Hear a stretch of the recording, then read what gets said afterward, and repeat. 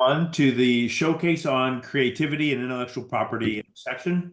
My name is Mauricio Uribe with the Washington Intellectual Property Alliance and the U.S. Intellectual Property Alliance, and very happy to have you here today. I'm joined by Rose James from Expedia and also part of US IPA and Washington IPA. And our guest today is Rochelle Storm, a wonderful artist that we're going to hear from today.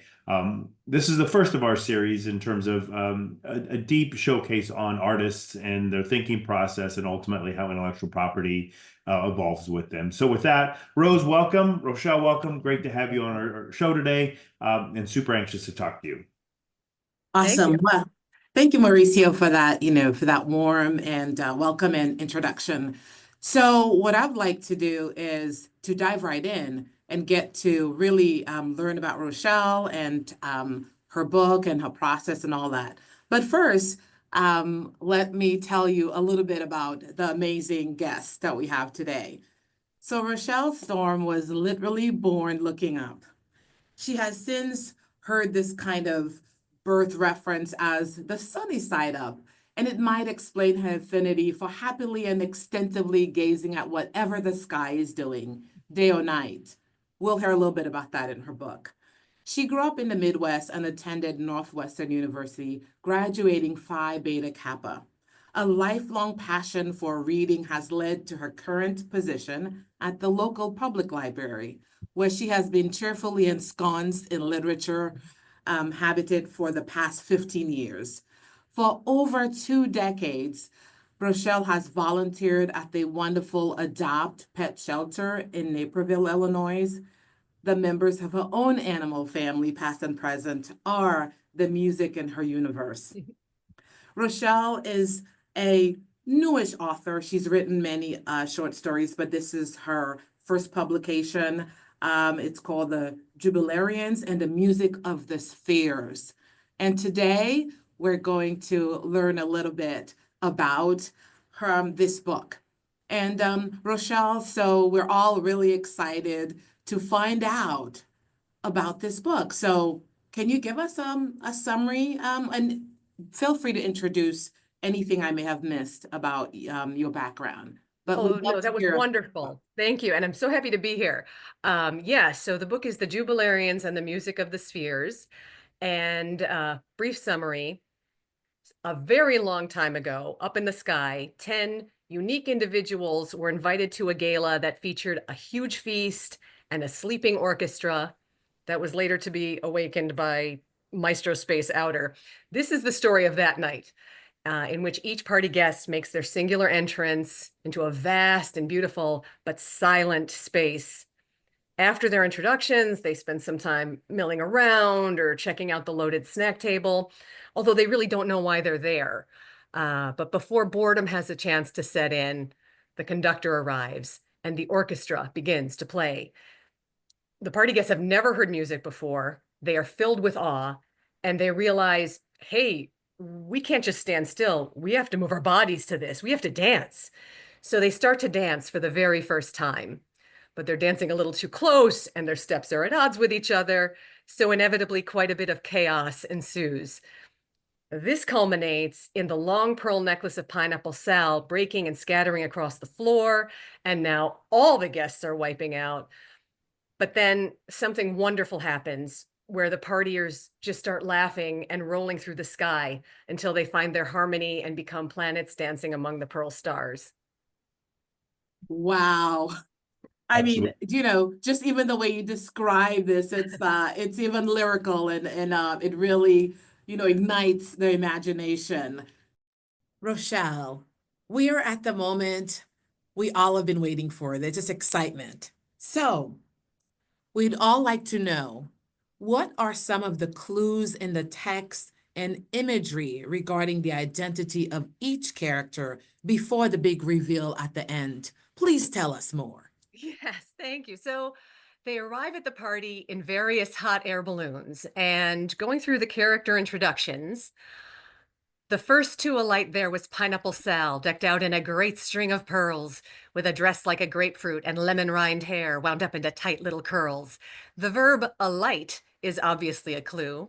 And then the bright citrusy fruits in the description are reminiscent of the sun. in Catherine Bassova's very clever illustration, Sail's fiery dress is a lovely clue in itself. And over here, the top of the monocle man's walking stick is a small moon, and his face in profile is a crescent. Also, Mona, M-O-N-A, is the Old English word for moon. Monday technically means Moon's Day, so I tried to get that in there with Monocle Man's name. And here we see the Quicksilver Page and the Cinnamon Knight escorting the Lady of Mists. She drifted before them like foam on the ocean, and cloud spirals hung from her wrists. There's some Greek myth stuff in there, like Venus being born from ocean foam, and Mars is the god of war. So the Cinnamon Knight is a soldier, but he's very unwarlike. He's more of a pomp and circumstance guy. And Mercury is the fleet-footed messenger of the gods. So the Quicksilver Page has wings on her rollerblades, Quicksilver being another word for Mercury. The actual planet Venus is shrouded in clouds of sulfuric acid. Hence, she is the cloud-spiraled Lady of Mists. And to the right is Ms. Erdy, who wears a white rose in her rippling locks and a rumpled electric green dress. The word Erde, E-R-D-E, is German for Earth. And the white rose on top of Ms. Erdy's head is the North Pole.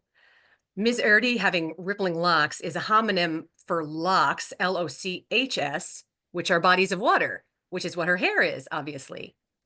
Zoot-suited guy's Ruby is Jupiter's great red spot, which is the giant ongoing storm on that planet.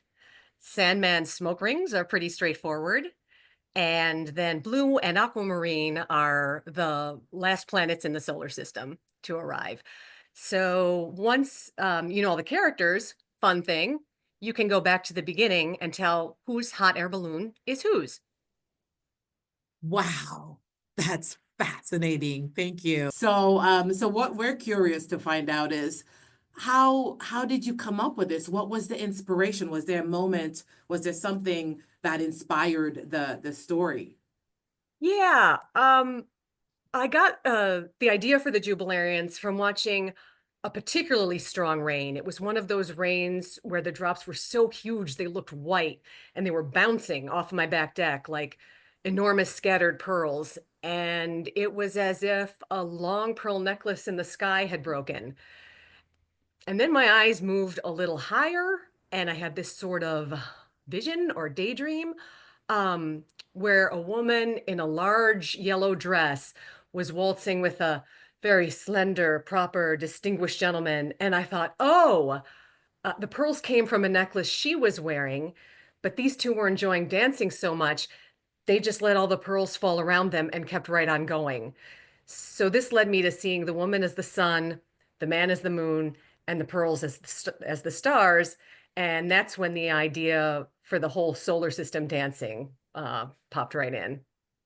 Wow, that is fascinating. So, and I could have Mauricio maybe expound on this, but one of the things that was super interesting about this story is that how it also from because we are intellectual property attorneys, is that idea of the STEM science, how it brought that concept to life. So, did you have any sort of thoughts before, like, do you have an interest in astronomy and space, and how did you even make that connection that those raindrops would be the planets dancing in that moment of inspiration? Yeah, it was just one of those things where like I would encourage anyone who wanted to write if they were struck by an idea and how how they interpret it, how it filters through them and they bring it out, that's so unique. And to really go for it, to understand how unique you are and how the way you perceive something is different from other people. So put it out there so we can, hear everyone's stories. Awesome. Mauricio, do you have any? Yeah, Rochelle, I'd like to build on that theme because how do you go from the process of looking up in the sky, it's a heavy rain, you envision this, how do you go from that vision in your mind to something that gets written down in paper, right? What did you have to start thinking like, okay, how does this make sense? You know, what external information did you have to pull together, or even then decide how am I going to represent this vision? Because I think your book has a very unique form in terms of the written work in addition to that. Yeah, definitely. I did have to do research when I realized this was about our solar system, um, the characteristics of the planets, um, and you know, the order of them. I don't think I knew that right off the bat because that's how they got to wind up, right? So yeah, there was a lot of research, and then it was like, now, okay, now how do I put that down? But in a rhyming way that draws people in, and like especially kids. I loved rhyming books as a kid because it helped me learn to read. I knew the end of this one sentence was supposed to somehow sound like the one that came before it. So I love to do the rhyming stories. Um, and that's what made it uh very challenging but very rewarding. So was that like an iterative process for you then in terms, because I agree with you, and that's what struck me. It's like, wow, there's so much structure to your writing. But then to hear you describe the story, I'm like, to link those two together in terms of getting across the image, but yet doing so in such a very dedicated, formatted way. Did that just take you multiple iterations to get those rhymes and that sequence down, or is this something that just I'm always in awe of authors, how the things just this that come happen to them. Yeah, it took some doing. This was back before I could go online. So I had a thesaurus and a rhyming dictionary. And that was it. Um, but yeah, it was important that the each stanza had like a nice beat that you could dance to, since this whole thing is about music and it's done in waltz time. It's every third syllable that is stressed. So it's like bum bum bum bum bum bum. And I just wanted that going right through the whole story. But it did take a lot of iterations. I'll tell you what threw me for a loop. I wrote this long enough ago that Pluto was a planet. And then the scientists, the powers that be, decided actually it's not. And I was like, you don't know how this affects me. But it took three stanzas had to be modified, and it wasn't like you could just take it out and everything's going to be fine. It all had to be reworked, and Wow. different names and adjectives and numbers had to be put in. So that was a challenge, but yeah, but ultimately you make it happen. Well, I think that's sort of leads us to some of our other kind of questions that we have is the some of the challenging and the process. You've shared a little bit about like the routine, like how when you first, saw the heavy rain and the sort of the raindrops making the connection with the pearl necklace and all of those.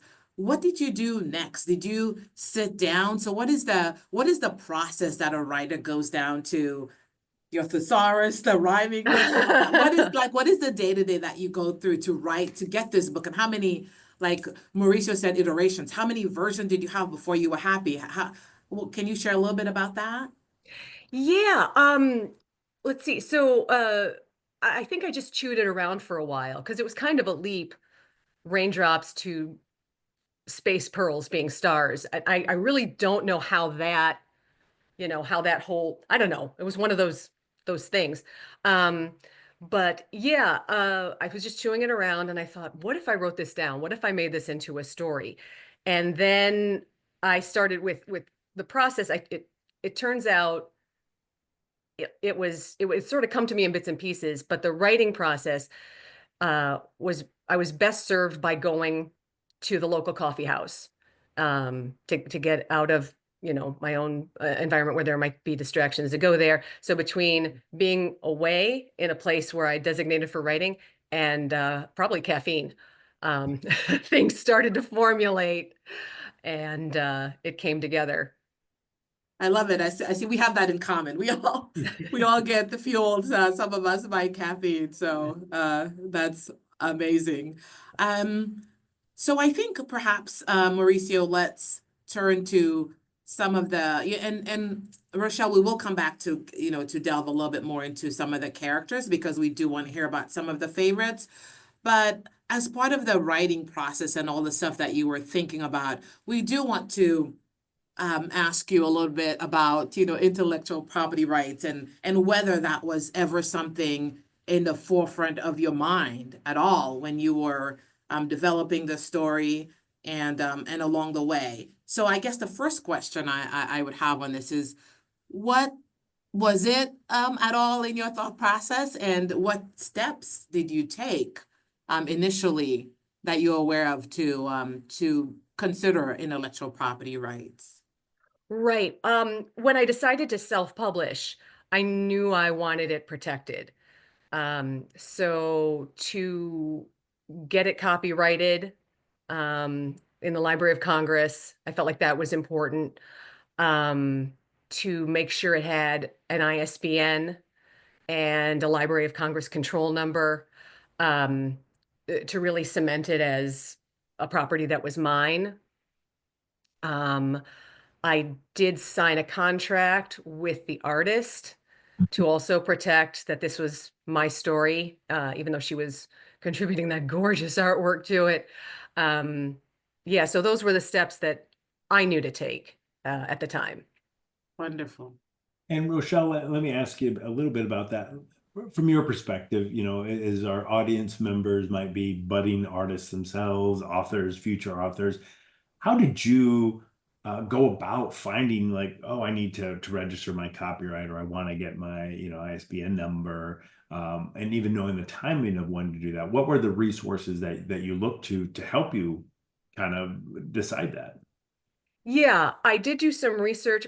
A lot of it came from working in a library. I've worked with books, for either Barnes and Noble or a library for decades. And I knew it needed an ISBN if you've got a print book to sell. And the Library of Congress control number helps uh, libraries to catalog. They don't want to start from scratch. It gives them access to the catalog number, at the LOC. And let's see, um, also giving it not having it say create space or self-published, independently published, to come up with your own publisher name looks a little more sleek, um, both on your copyright page and then in the system like Amazon or Ingram. Um, it lends it a little more gravitas, I guess. That's wonderful that you had that experience, to know that, to know these sort of those markers, right? Those things along the way. So maybe let's go back and because we talked about illustrations. And Mauricio, do you want to ask anything about the contract before we hear a little bit more about these characters and that wonderful, magnificent way they were illustrated? Yeah, and maybe couch a two-part question here. You talked about, making sure that you protected yourself when you engaged the illustrations. And I think anyone that sees your book will realize that the beauty of the illustrations matches the beauty of the language. I mean, it's such a great compliment to the written work that you've done. So maybe you could even answer in terms of how did, the mechanics of, I need to tell this illustrator about that. So you really have to provide them that information. So how did you protect yourself? But then how was that even the artistic process to evoke that imagery that came from that? Yeah, so the contract, she's a freelance artist. She had the contract. We went over it every word. I got someone that was smarter than me, which is also good in these situations, that understood the legalese, to look over it and kind of question this or that. You know, we got rid of a few things or rephrased a few things just to really make it match what we wanted.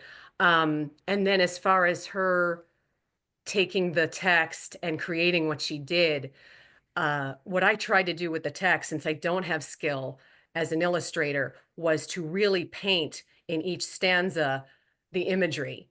You know, what's the opposite of a picture paints 1,000 words? I needed a lot of words to paint this stuff, but I think it went to providing her with what she needed. So I found an illustrator that matched my tone. I saw her portfolio online, her range, and but then she had some interesting angles. Um, I'm so glad she did because when I am picturing Mars, the name of Mars is the Cinnamon Knight, and I was picturing like a knight of the round table or even a samurai knight. Um, she put forward this short little like soldier, but he's very unwarlike. He's more pomp and circumstance. He's got these epaulettes and he walks, he's very important, and his eyebrows are on his hat, and he's hilarious and adorable. I was like, oh, I'm so glad that her creative brain thought to depict Mars as um, this little guy in red that is our Cinnamon Knight.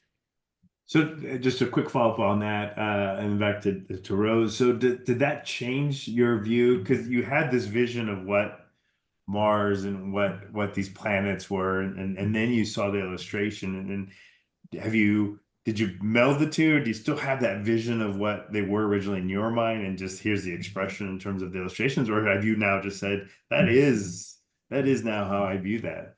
I think before in my head, um, they were more, all these characters were more, uh, I don't know, like uh, fantasy illustrations. Because I knew I didn't want cartoony. Um, but she took images that would appeal to a child, so they don't look like they'd be on the cover of a fantasy novel that you might find in the store. Um, she just thought these are characters, these are beings, they're humanoid, but she, they came to be like my characters. So Pineapple Sal's dress, uh, I had pictured differently, but when she brought that forth, Pineapple Sal is the sun. Like, oh, okay, no, that's better. That's great. So I loved her take on it. My ideas had just been these amorphous things, and when she produced what she produced, sometimes there were tweaks. Where like, oh, I don't want that, and she did. She took it out, or she added something in. They're perfect. I mean, she just wound up nailing every single one. I love how Neptune, who in Greek myth is the god of the sea, she portrays as a little surfer dude, which I think is so fun. That's wonderful. Well, that's what's so intriguing about this book is how, and Mauricio mentioned it, how well matched and the symmetry just between those illustrations and the words. It's like it was meant to be. But I do want to do a little shout out to the illustrator because she is someone from the state of Washington. So that's another connection to us today to our organization. Catherine Bassova. She's Yes, so brilliant. awesome. All right. I Shout called out her to Bassova the Catherine. supernova. I thought she's just amazing. Awesome. Shout out to Catherine, the supernova. So along those lines with those characters, we've talked about the sun and whatever. Is there one that is a favorite of yours or as you've talked about this book, that you think best embodies the spirit of the book? And there may not be. It's just there might be. So I wanted to get your take if you had a favorite. You know, that's funny. I love all of them equally. I mean, the party goers, they make up our beautiful solar system. So each one is as spectacular as the next.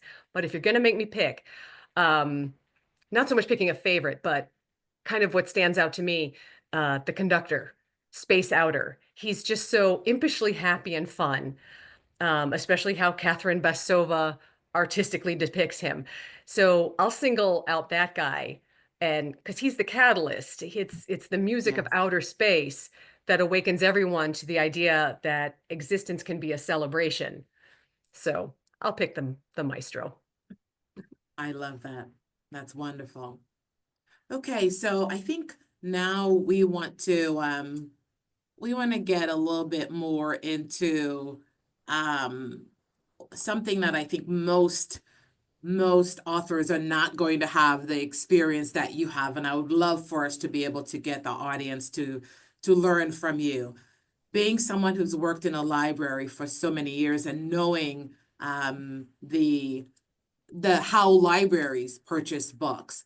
Would you mind sharing with us how you were able to, get your book? What are the steps? How do you able to get your book into libraries? And overall, how would an author approach that if they wanted their book to be bought by libraries? What is so important for libraries, what we go off of for the vast majority of the books that we purchase for the collection are reviews. We look through book lists, Library Journal, Publishers Weekly. There's Kirkus reviews. So a self-published author can sometimes get into some of these publications. You have to look at each one's criteria. But what I found very late in the game when I was just about to go to publication was that if they were gonna review a self-published book, they had to have it months before it was due out. So I couldn't go that route. But there are organizations, reputable organizations, Blue Ink Reviews and Forward Reviews will review your work for a fee. And what they promise is an honest review, not necessarily a good review. And that's, there's a lot of people that you could pay to give you a great review, but I didn't want that. I wanted the honest review, because if you got a Blue Ink review that was good, that would go into book lists. They just do a 2-page spread every month or so for independently published authors. So I plunked down the money for that, and it wound up being very rewarding because that helped it get out there. I noticed I got more sales to libraries based on the Blue Ink review that made it into book list. So yeah, that's how libraries come across their books most of the Oh, time. that's amazing. Mauricio, do you have any Yeah, questions? Rochelle, it's really interesting and fascinating how, because you described, the getting the Blue Ink review, and I would suspect that completing the book and getting the illustrations was such a significant milestone. I mean, what an accomplishment. But then you turn to the business side of it, like, okay, now that I got this book and I've got to get review, how did you navigate that, right? What did you have to learn to realize I need to go get reviews, or I'm going to self-publish, or there's a number of very, I think, intricate logistical hoops you have to jump through to make that happen, to get to the point you are. So how did you go about that? Um, yeah. So bear with me, I'm blanking for a second. This will be that 2-second edit thing. Could you rephrase the last part of that question? Sure. How did you navigate all of the logistical challenges you would have to do post finishing of your book to get to something that's in libraries or out for consumer? How did you know what to do? Oh, okay. So working in a library has been such an experience and an education, and you learn so many things every single day, that I knew the value of reviews. There's also, and libraries are huge supporters of local authors. So if you're a self-published person, um, you could like let your local library know, hey, I'm a local author, here's my book, if you put it on the shelf. For libraries that you're not a part of, that are in other districts, if you have friends that are patrons of those libraries, they can do a purchase request, is another way of getting it in there.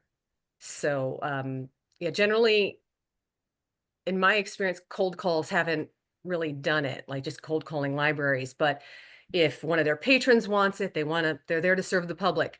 So, The thoughts. yeah. That's great. So we may soon be out of time, so we want to make sure that we get the important next step question. And so you've developed this world, this fantastical world, and these characters, and these planets that embodied by almost humanistic characters. What is your vision for what's next to them? Have you thought about that? Have you thought about, oh, I will create a short, I will audio, or this will become a screenplay? What are your next, what is the evolution of the Jubilarians?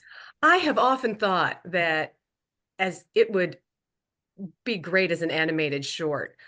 In the book, there are 4 lines of dialogue, but I don't think you even need that. I think that if you had this visual done well to a soundtrack, that would convey, like, even the parts where the people speak and ask for the music to play louder, that can be conveyed by their mannerisms and gestures.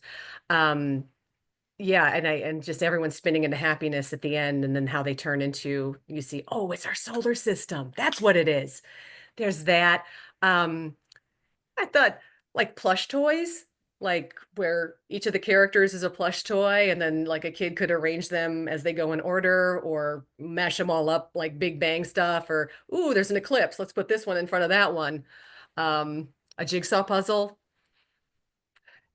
Yes. Well, Mauricio, do you have any final thoughts on like what Rochelle should be thinking about it as she contemplates this next phase? No, yeah. So to me, and Rochelle, thanks for sharing your story. And thank you for the gift that you're providing our community, right? I do truly believe your book is a gift, and then the imagery that you will hopefully inspire of all the folks who have a chance to review it is fantastic. And so to me is I would just maybe close with like, what partnerships do you envision? You talked about a jigsaw puzzle and plush toys. That's yet the next step. Like, how are you going to get the resources or learn from folks in terms of like, how do I make marketing happen? How do I make the plush toys happen? Do you have help with that, or is that something that you're still trying to understand and figure out? Yeah, trying to understand and figure out. I imagine that takes research. I would love help with that if anyone has ideas. But yeah, as a We do. self-publisher, yeah, that would be, you got to do that research yourself. You don't have the contacts sometimes. Awesome. Amazing. Well, Rochelle, thank you again.